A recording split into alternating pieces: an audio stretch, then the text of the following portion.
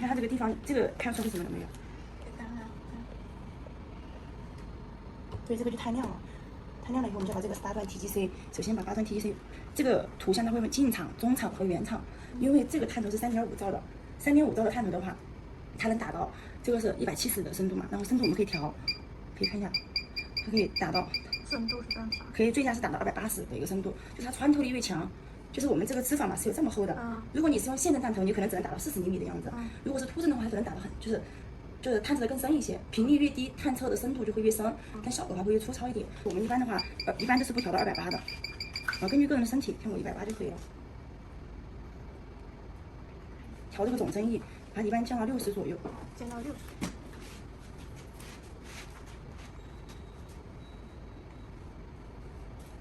你看，我举个例子啊，这个时候我们这个时候打出来的图像，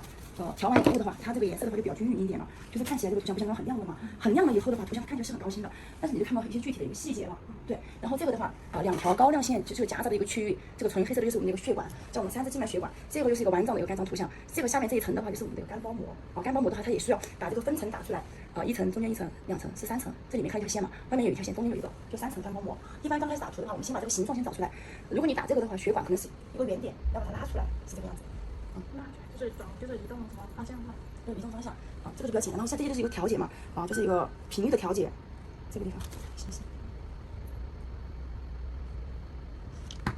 这个动态范围，增平均，然后就是一些边缘增强，这些其实我们一般来讲是不需要去调整它的，就是有个动态范围，因为我这个冻结了嘛，冻结了它可能就没法去调整。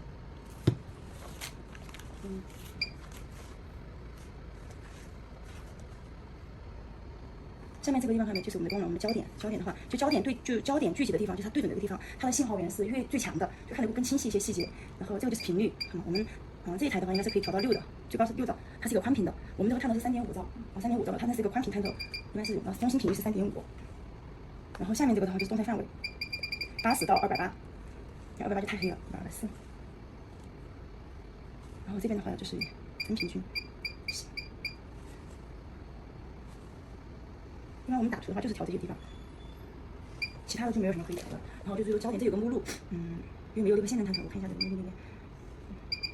有个 focus 聚焦的话 ，focus 点到2，这是2个焦点，我还可以变成3个焦点，最多可以调到4个焦点，2个焦点就可以了，OK 了。然后焦点的位置也是可以移动的，比如说我想看这个血管，我就可以把它调血管那个地方；如果我想看下面的肝包膜。